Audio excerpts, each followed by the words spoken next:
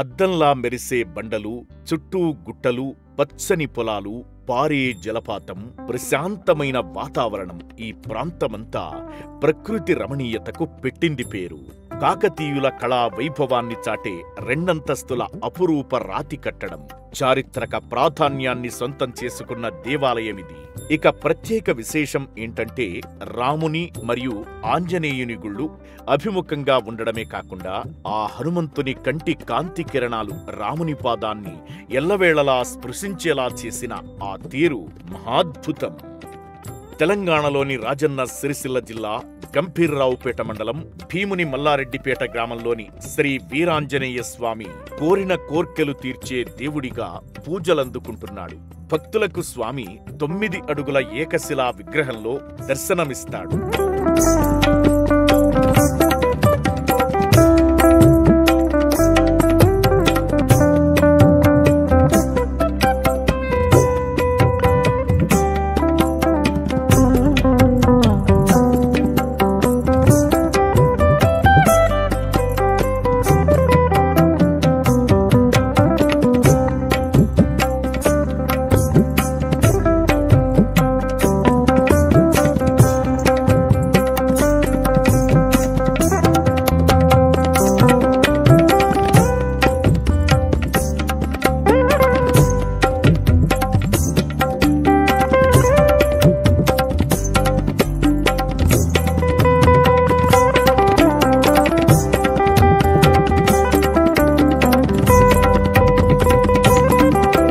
స్థల పురాణం ప్రకారం శ్రీ సీతారాముల ఆలయంతో పాటు వెంకటేశ్వర స్వామి శివాలయాలు కూడా ఉన్నాయి.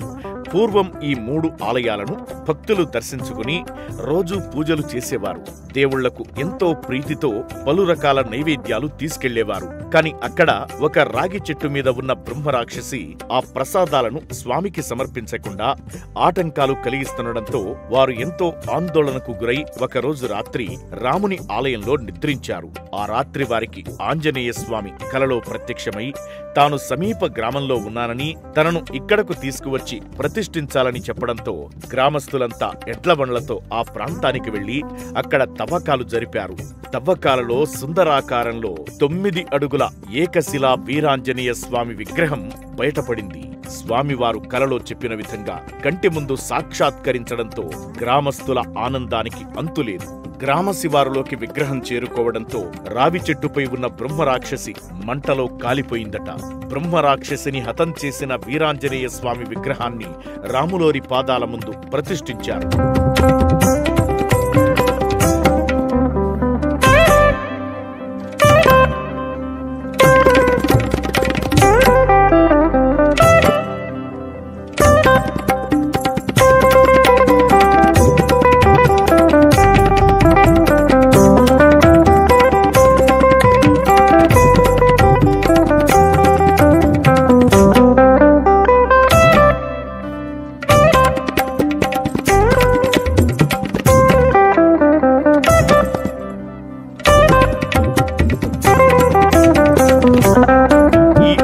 గుట్టపై ఉండడం వల్ల ఎగువ నుంచి వచ్చే మాండవ్య నది 2గా చీలిపోయి ఆలయం ఎదుట మళ్లీ కలిసిపోతుంది. ఇరువైపులా ఉండే 2 నదుల్లో నీరు ప్రవేశిస్తే ఆలయం ఉన్న ప్రదేశం ద్వీపకల్పంలా కనిపిస్తుంది. మాండవ్యముని తపస్సు చేయడం వల్ల ఈ నదికి మాండవ్య నది అని పేరు వచ్చింది. కాలక్రమేణా మానేరుగా నది మారిపోయింది. ఆలయంలోకి ఎటు నుండి వచ్చినా కాళ్లు తడవవలసిందే. ఆవరణలో ఉన్న గుండం ఎప్పటికీ ఎండిపోదు. కరువొచ్చినా వర్షాలు కురవకపోయినా గుండంలో నీరు ఎండిపోదు. అందుచేత ఈ గుండంలోని జలాలను ఎంతో పవిత్రమైనవిగా భక్తులు భావిస్తారు. ఆంజనేయ స్వామి అంటే భీముని మల్లారెడ్డిపేట ప్రజలకు ఎనలేని భక్తి. ఏ కష్టమొచ్చినా స్వామిని వేడుకుంటారు. తమ పిల్లలు క్షేమంగా ఉండాలని కోరుతూ అంజన్న, మారుతి పేర్లు పెడతారు. దేవుని పేరు ఉచ్చరించే విధంగా పేర్లు ఉన్నవారు వందల సంఖ్యలో ఉన్నారు.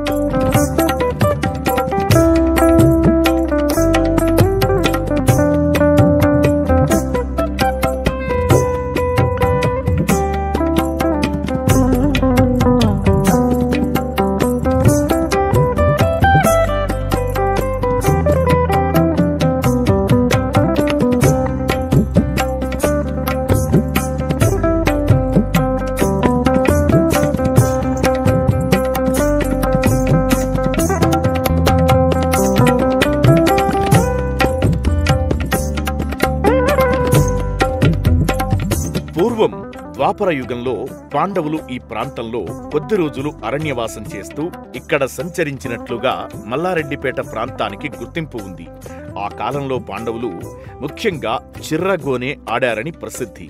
ఆట ఆడుతుండగా ఒక బండ క్రిందికి చిర్ర వెళ్లి పడిందట. అగ్రజుడైన ధర్మరాజు దానిని తీసుకురావాలని భీముణ్ణి కోరడంతో భీముడు బండను నెత్తితో పైకెత్తి చిర్రను తెచ్చాడని ప్రతీతి. దీనికి నిదర్శనంగా ఓ గుహ ఇక్కడ ఇప్పటికీ కనిపిస్తుంది. అందువలన మల్లారెడ్డిపేటను భీముని మల్లారెడ్డిపేటగా పిలుస్తారు. శ్రీ సీతారామాలయం, వెంకటేశ్వర స్వామి, శివుని ఆలయాలు ఉన్నాయి. వీటిని కాకతీయ కాలంలో నిర్మించిన ఆనవాళ్లు కనిపిస్తున్నాయి. శ్రీ సీతారామాలయం, శ్రీ వెంకటేశ్వర స్వామి ఆలయం కలిపి ఒకే ప్రహరీ నిర్మించారు. అందుబాటులో ఉండే బండరాళ్లను వినియోగించి గుడి రెండంతస్తుల ప్రాకారం నిర్మించారు. మొదటి అంతస్తులో ఆలయం చుట్టూ రంగు సున్నంతో రాతి కట్టడంతో నిర్మాణం చేశారు. ఇప్పటికీ చెక్కు చెదరలేదు. కనిపించే శిల్పకళ ఆనాటి కళా నైపుణ్యాన్ని చాటుతుంది. శ్రీ సీతారాముల విగ్రహాల పాదాలకు సమాంతరంగా ఎదురుగా శ్రీ వీరాంజనేయ స్వామి విగ్రహం ఏర్పాటు చేయడం విశేషం. ప్రతి సంవత్సరం మాఘ అమావాస్య రోజున పెద్ద ఎత్తున జాతర సాగుతుంది. ఈ జాతరకు కామారెడ్డి, సిద్దిపేట జిల్లాలు మరియు వివిధ ప్రాంతాల నుండి అధిక సంఖ్యలో భక్తులు పాల్గొంటారు. అదేవిధంగా శ్రీరామనవమి, హనుమాన్ జయంతి ఉత్సవాలను ఆలయ కమిటీ సభ్యులు, గ్రామ పాలకవర్గ సభ్యులు ఘనంగా నిర్వహిస్తారు.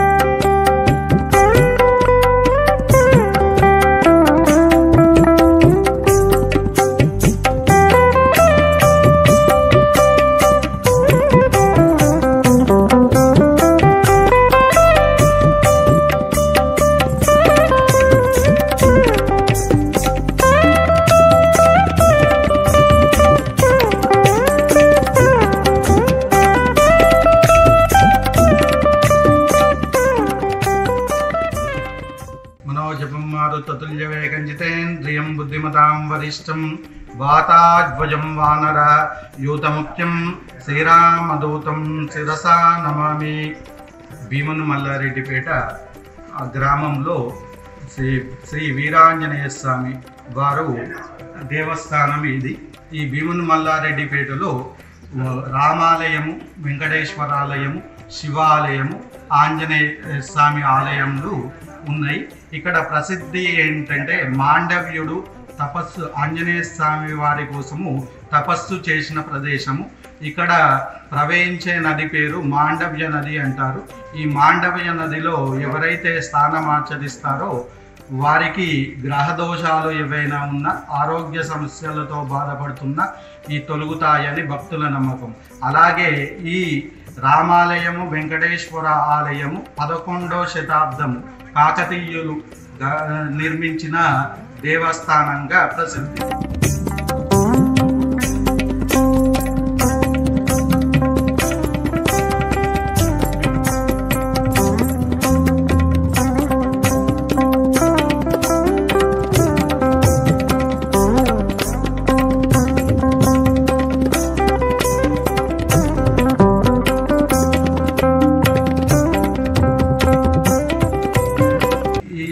ఆంజనేయ స్వామివారు ప్రసిద్ధి ఏంటంటే స్వామివారు నమస్కారం. ఈ పబ్బం ఏదైతే ఈ పబ్బము ఉన్నదో ఎదురుంగా రామాలయం ఉంటుంది. ఆ రామాలయంలో రాముల వారి పాదాలకు స్ట్రేట్గా ఉంటుంది.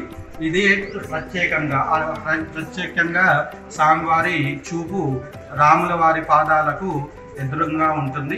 ఈ భీముని మల్లారెడ్డిపేటలో ప్రత్యేకత ఏంటి అంటే అన్ని దేవస్థానాలు ఏకశిల విగ్రహాలతో ఉంటుంది. ఈ ఆంజనేయ స్వామి వారు 7.5 ఏకశిల విగ్రహం అది.